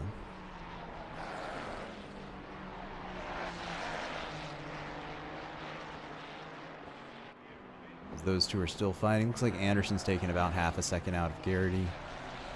But Garrity, I think, is pretty much on cruise control right now.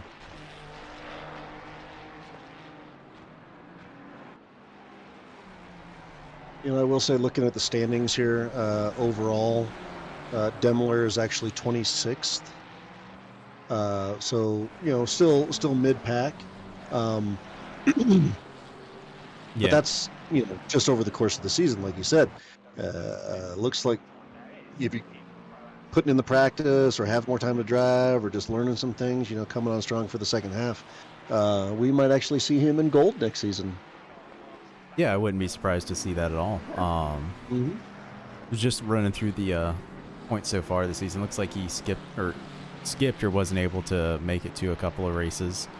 A couple of races that seemed like they didn't necessarily go his way. But then, of course, he had the second place at Mount Pano. Jobri just loses the rear end there through coming out of turn 12. And, you know, hey, this is a casual league. We're not racing for money here. So, you know, you miss a week because of real life things. That tends to happen. Yep. No, absolutely. And that's part of why we have the drop week here with SRA. Yep. You know, if you have one week that's just lackluster, you weren't able to practice, or even if the race just didn't come together for you, or, you know, maybe the better way to phrase it is the race just fell apart on you. Not the end of the world. You know, you've still got 7 other races, and that one bad result gets dropped. Yeah. Or if you happen to be, you know, Sean Williams on vacation, enjoying life by the beach or wherever he is, then you can just take a week off. Yeah, right? No, absolutely. Looks like Hopkins is raring to make this move on Johnston here. Not quite able to make it happen quite yet, although he's having a cheeky look there.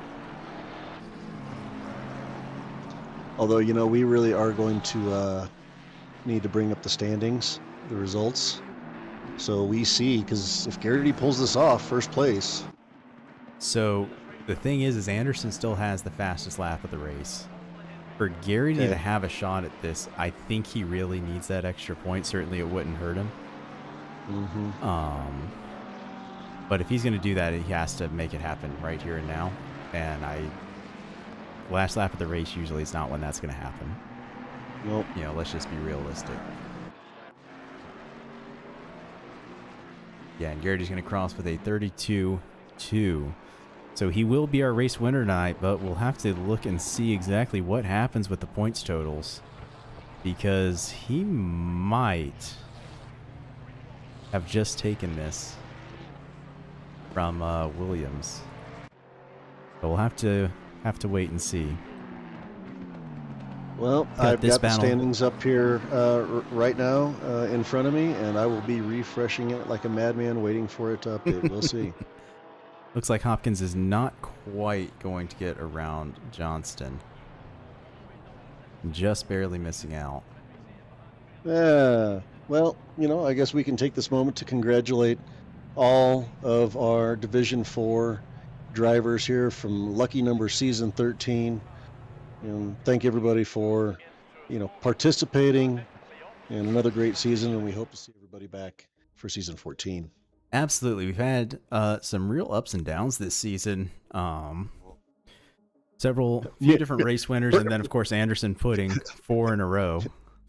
I was going to say, personally speaking, I'm a D4 driver, and I was out after the second race.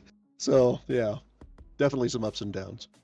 But go on. Yeah, Anderson coming in and, you know, late, being moved up, and heck, he's going to finish at least third, if not, you know, fourth. Yeah, he'll finish third. He didn't beat. Or I'm sorry, third or second, right? He'll finish third because Garrity won, so he'll extend his points lead. That's right. Yep. Mm-hmm. I think Williams is okay. I don't think he's gonna have an issue with losing out on points, because he does have guaranteed 31 points coming in from Mount Pano. So again, I think he's okay.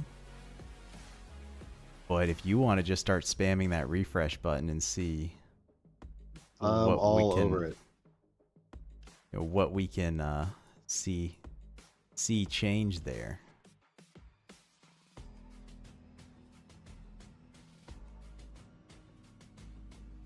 I will definitely keep you posted as we transition from this into talking to our race winners. Yep. Let me go ahead and see Ryan Garrity in here. Let me see if I can pull him on up. Ryan, congratulations on the win, man. How are you doing? Thank you. I am fantastic. That is the first win in SRA in the books. Heck yeah, congratulations, man. Thank you. Thank you. That's awesome. So you started on pole, and it looks like Anderson nabbed the fastest lap from you, so you won't get the extra point from that, unfortunately. But Williams decided to take a little vacation and not show up, so we're spamming the refresh and trying to see exactly what's going to happen on points. I think he has that mathematically locked down. But you had the perfect situation for if there's a shot at overturning it. So we're trying to see exactly what's going to happen there. But walk us through the race, because you started off pole and you kind of walked away with it. Yeah, so once I got pole or solidified that through quali, then going into the race, I knew, okay, I just need to push, head down, start building a gap, because I felt confident that I had enough pace to start building a gap early on. So did that. Tires were a bit toasty, probably about halfway through the first stint, and I was checking the reference board, looking where, okay, I know Anderson's climbing, he's gone up, it's like 10 spots, 12, 13, and just checking my spacing between Melanson, Cumber, Anderson, Booster Ski, all those guys. But yeah, that is the sweatiest race I have ever had. Which definitely earned that win. Thank you. Absolutely. Absolutely. And congratulations again on the first win. So how is this kind of the highlight of the season for you, or is there something else that you think in the season kind of beat this, even if it wasn't a win? The podium at Nürburgring felt really good. That was a big highlight, and then getting 2 additional podiums in a row after that's uncalled for in all my seasons that I've had, so that was a big plus. But no, I think this is the perfect little cherry on top to wrap up the season. Absolutely. So, can I go ahead and tell you? Go for it. The points? It has updated. Mm-hmm. You came 5 points away from the championship. Oh, so, man. Putting Williams in first with 593, you in second with 588, and Anderson in third with 571 points. Oh, that's crazy. Well done, Sean. Yes, so close. That is. Yep, I feel you. I think I lost by 4 points myself last season. Oh, man. It's the same boat then. Right there with you, bud. I know what it feels like. Yeah. Well, hey, so you didn't win the championship, but not the end of the world. You did put several great finishes up on the board. Like you said, three podiums in a row, and now you've got a win in your cap as well. How's this are you gonna be able to carry this momentum over into next season as well, you think? Man, I would love to. That's the goal right now. I'm assuming D3 will be next, but we'll have to do classification for that first. Yep. So we'll have to see exactly where everyone falls for classification for season 14, like you said. Yep. Because could have some new folks come in and jostle things up a little bit. So, but I wouldn't be surprised to see a D3 silver. You've got pace, and you got good racecraft, dude. I appreciate that. Yeah, I spent several seasons in D3 silver, and it's rough up there. Yeah. So if this was a sweaty race, I'm gonna say maybe get ready for more of the same, But it's also a worthwhile endeavor to see how far you can push it, see how good you can do. Yeah. It's a lot of fun. No, absolutely. I keep ping ponging back and forth between D3 and D4. So. Oh, you've been in 3 before, so yes, you know what's going on here. Very sweaty. Yep. Yeah. Not telling you anything you don't know. I'm sorry there. No, you're good. But no, thank you guys. Thank you for covering the whole season as well. They've been great. Absolutely. Well, thanks for putting on a great show for us, bud. Of course. Appreciate it. Absolutely. Well, hey, congrats again on your win. And we look forward to seeing you next season. I'll go ahead and send you back on down to the race chat so you can get on with your race review. Awesome. Thanks, guys. Have a good night. Thank you. Ryan. You too. Congratulations. All right. Let's see. Let's pull up Anderson here. Aaron, congrats on P2, man. How was it out there? Thank you. Oh, that was a very physically demanding race this week. Just every lap felt like a qualifying lap. I was trying everything I could to catch up to Garrity and try to make it a race at the front, but I just came up short this week. But yeah, it was good. It was a good effort. Well, we saw some interesting tactics there with the lights being turned off a couple times. The lights? I didn't turn the lights off. I don't know what that was about. Well, Really? I'll tell you on the stream, there was a couple of laps where you were getting the meatball Really? flag for not having your wow. lights on. Oh, that's crazy. So we I'll thought have to go that back and watch. we thought that Yeah, might have no, been some sort of tactic to try and do the No. initial D overtake. No, definitely. Yeah, I have to go back and watch. I didn't have anything on my end. Okay. Ooh. Well, so we've already got the updated point standings in. P3 overall. Not bad That's, for a half season, dude. Yeah, that's about where I figured it would be. Bummer deal. Had a really good season. To come up empty-handed, with no hardware at the end. But no, it was a great season. Had tons of improvement. I'm happy with how the season went. Yeah, well, I mean, Definitely a lot of push, and we're thinking you're probably going to land in about the D2. What's your expectation? So I raced season 6. I was D3 gold. I think I could be competitive there. I'd love to try my hand at D2, silver. See kind of how it goes. My thing with D2 is I already put in a lot of time, to practice, and I'm just one of those, I'm always gonna drive to be better, and I'm not looking forward to having to be in the sim anymore to try to run up front with the D2 guys, but I can't help it. It's just part of my personality. I'm just always gonna strive to be at the front. So, wherever I get placed, I'm gonna try my best, that's for sure. That's all anybody can ask. That's the thing, you know. And enjoy, of course, the off season, a little bit of downtime before you jump back in and charge hard, I suppose.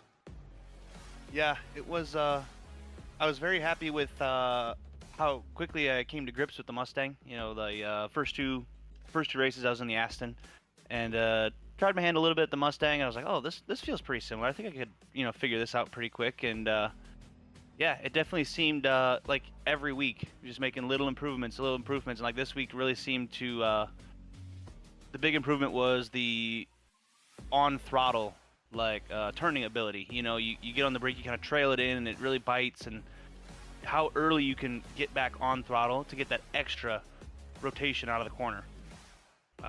That's what really kind of, I think I ended up shaving about half second off my lap times doing that. I was, before qualifying, I was down in the 30.7 range, so it was I knew I had the pace this week. I was just came up short. Gotcha.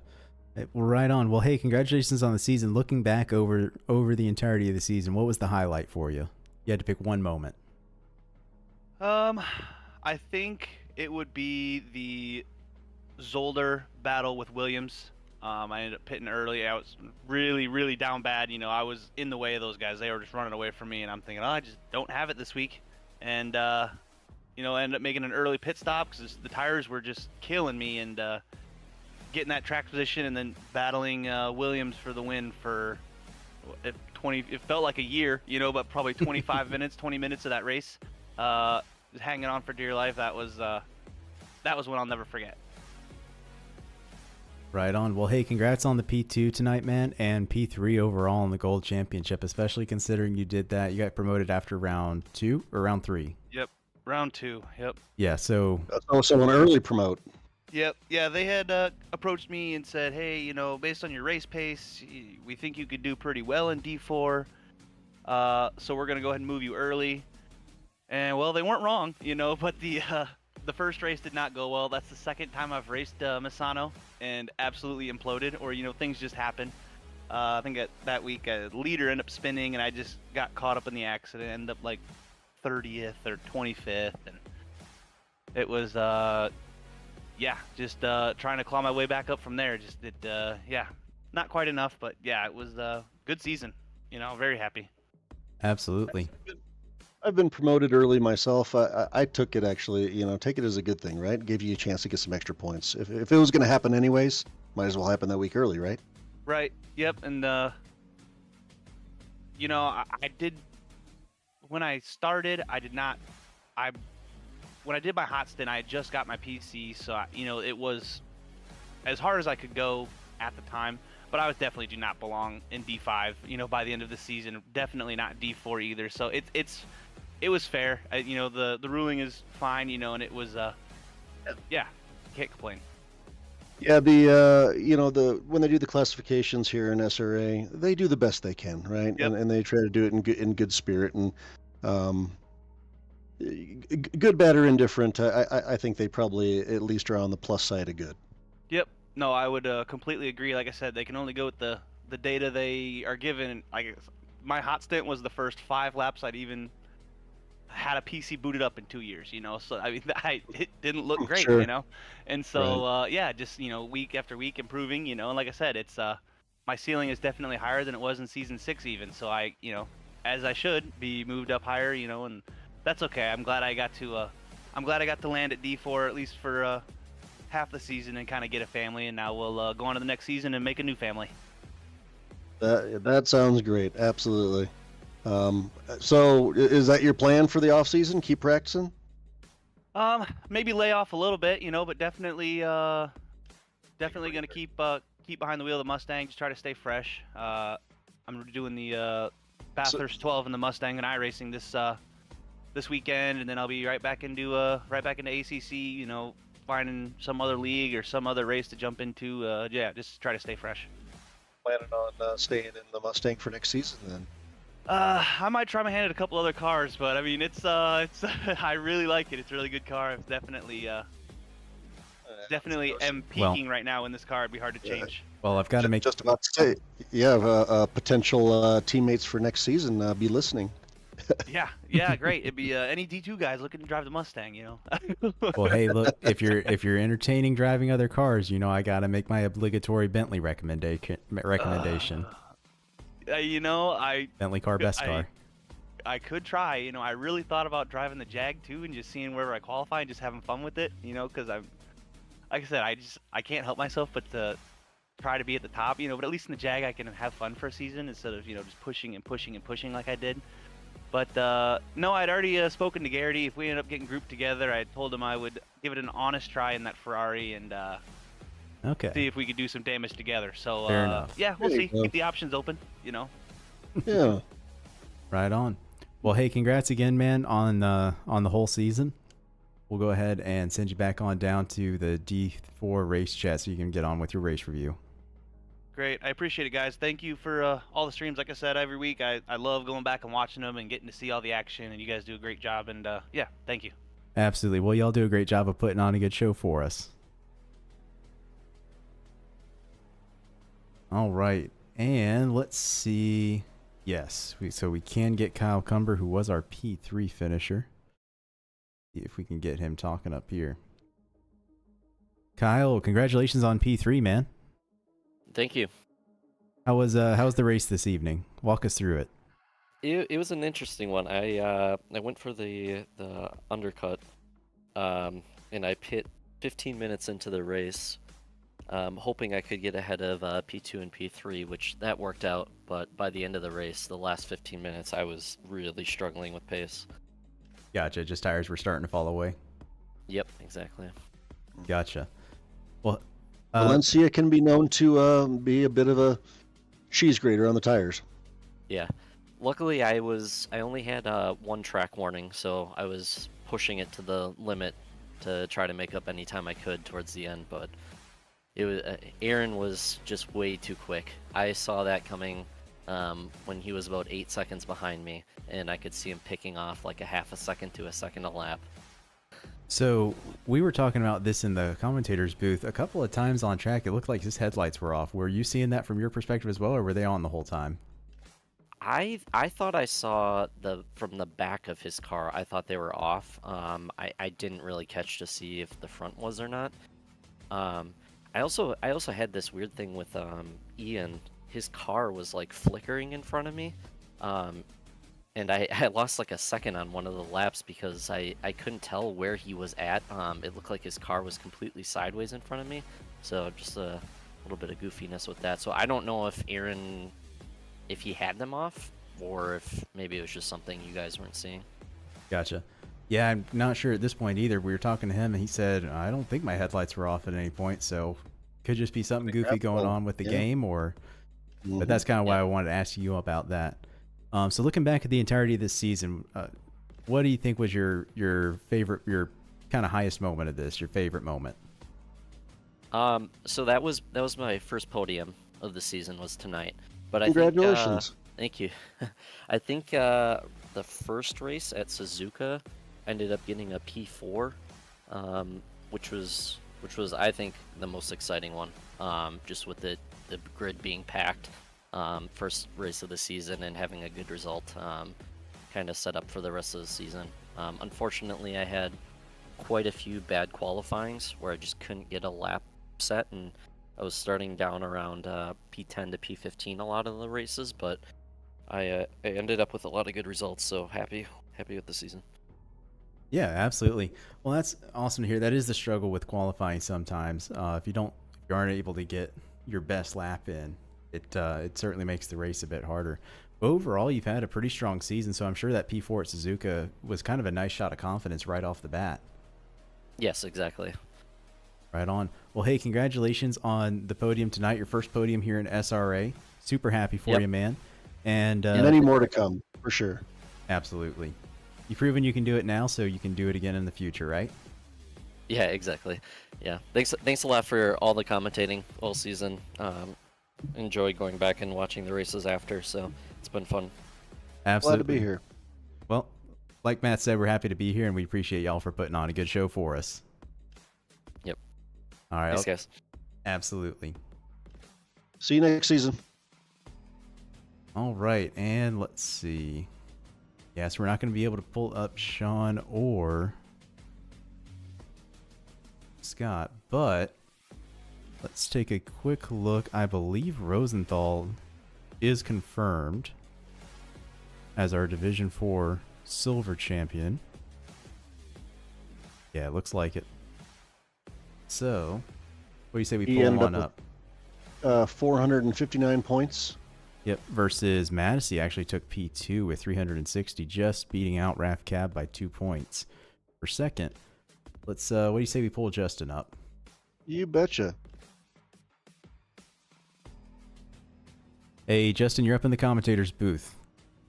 Oh, hello. Congratulations on the Silver Championship win, buddy. Oh, thank you, thank you. Absolutely. So, kind of give us a brief overview of the whole season for you. Pretty much just not crash the car. Don't hit anybody. That is a strong, yes, strong strategy. Yeah, I like it. Yeah, pretty much just keep it on the track. Try to keep it clean. The wet race at Nürburgring, I got 2 penalty points. It was a rough race. There was a moment on that for the wet race where I was sweating a little bit because I was like, oh man, I got a nice lead, and then having a quali ban is kind of hurtful in terms of points, but just kept it on the track. The rest of this, Mount Panorama, I got blessed by Ryan and turned back around on the middle of Skyline, so it saved my race there too. So little shout out to him for helping me stay on the top. But outside of that, yeah, the whole mentality was just keep it on the track and then keep it clean, and it'll, I guess, come, and it did. Well, hey, consistency is key, and certainly that paid off for you this season. Now, SRA does have the long and storied history of shoeies for our championship winners. Do you already have some ideas in mind for your shoey video? I have not. I've been talked about it all week so far, pretty much, from due to Queasy. Queasy's the one who brought me into the league and showed everybody, and he yeah, he's been talking about it with me all week. Like, what are you gonna do? I'm like, win first, and then think about it. Gotta win first. Yeah. Gotta not crash out and put myself in a position where it may not be possible. But Yeah, you more or less, you did have it pretty much locked down. Just from the perspective, I think Raf Cab or Madison would have had to outright win. And as silver drivers, that's one of those things that's tough to do, especially in a field where you've got, Williams, Garrity, Anderson, Cumber, for example. All strong drivers, so tough to pull off a win. So, like they say, man, any given day, show up and it might be luck might be on your side, and yeah, you never know. And that is why we go racing, right? Exactly. Yep. So, well, hey, congratulations again, man. Just want to congratulate you on your championship here in Division 4 Silver. Thank you, guys. Absolutely. We'll send you back on down to race review so you can wrap up there. Congratulations. Thank you. All right. Well, this has been... go ahead, Matt. Well, I was going to say, I do have a comment while we were doing that last interview here. I brought up the real replay of the race because people have been watching, and I know everybody's been listening and might be interested in this on the headlights things. I watched the replay here, and it looks like it was actually a glitch. It was a graphical glitch. Interesting. That's just me looking at the replay. Once again, I'm not a steward. I just wanted to go back and take a look at it, and seems to confirm what Aaron was saying. Yeah. Interesting, though, that it didn't have anything on his end, but it was happening for seemingly the rest of us. Yeah, but I think I guess that don't makes know sense. if it was just like a lag spike, something like that. It acts kind of weird here on the replay. So if I had to guess, it looks like it was not his fault. Okay, yeah, no, fair enough. I just wanted to be clear about that because we were talking about that. We're not sitting here trying to accuse anybody. Yeah, and but it does look like maybe there was just a graphical thing going on. Yeah, which think these things happen from time to time. They certainly do. But it's certainly less dramatic of an answer than. Well, it might be Rider. less dramatic, but yeah, than playing Knight Rider, which, hey, if anything, I think it serves as an example. Maybe don't do that, right? Yeah. Which it looks like he didn't. The game did it for him. But regardless, simply I didn't want to dwell on it. I just wanted to bring it up. Better to dwell on our champions for the season. Our winners for the race. Did we get two people, or one with a podium? Was that right? First podium? Let's see. So we got Garrity with his first win here in SRA. Yeah. And then we had Cumber with his first podium here. Aaron. First podium. Right. So Anderson with yet another podium. But yeah, I don't know if it's the first championship for our Williams and Rosenthal or not, but those could be some more firsts. A lot of firsts here tonight, and it was a great race to be able to watch to close out season 13. And Absolutely. some of these drivers are going to stay in 4. Some of them are going to move on up. But regardless, I'm sure next season we'll have just as good a racing. Absolutely. It's been a great season here, starting out there at Suzuka and then into Watkins Glen, Misano. Nürburgring, the wet, like Justin said, there was a little bit of chaos there, as wet races often bring. Zolder was not necessarily a ton kinder, just with those chicanes that seem to be based on RNG as to whether or not you get through cleanly. Mount Pano and then Olton Park, such a great track, but certainly a little bit treacherous in GT3s, and closed it out here in Valencia. A little bit of a journey we've been on all around the world. And we'll take a few weeks off, and then we'll be right back at it for season 14. Yeah, unless for anybody who wants to be involved in the other things that SRA still has going on, even in the off season. So we'll see you there if so. And thanks for having me in the booth here. A handful of times I was able to to show up this season. I certainly had a great time and look forward to. Well, we'll see how much I want to race in Division 4 next season. How about that? but I can always come back to the booth if it doesn't work out for me, right? Well, and So, hey, thanks for letting me be here. Well, thank you for being here, man. Thank you for joining me in the booth. And hey, just because you race Division 4 on Wednesdays doesn't mean you can't commentate on Tuesdays. Oh, I plan on it. Yeah, but my Tuesday crew is Henry and Rob. So yeah. But it's always fun to hop around with all the different commentators. Absolutely, we got a great group here in SRA. If you've tuned in for the race and you haven't joined yet, please definitely go and check out SRA.gg or simracingalliance.com, and join us, and we'll see you out on track. And we've got plenty of stuff going on here in the off season over the next couple of weeks. We'll do a league in the week. We've got the Enduro series. We've got and that we've actually got a race for that coming up here on Saturday, if I'm not mistaken. 6 hours of Paul Ricard. So if you've been thinking about joining SRA, if you liked what you saw here, please absolutely come on, join us, and we'll all hang out, have a great time. With that said, until next time, I'll see y'all around. Matt, any other closing words? See y'all next season. Right on. Well, you heard it first. Here, we'll see y'all next season. Y'all take care now. Thank you.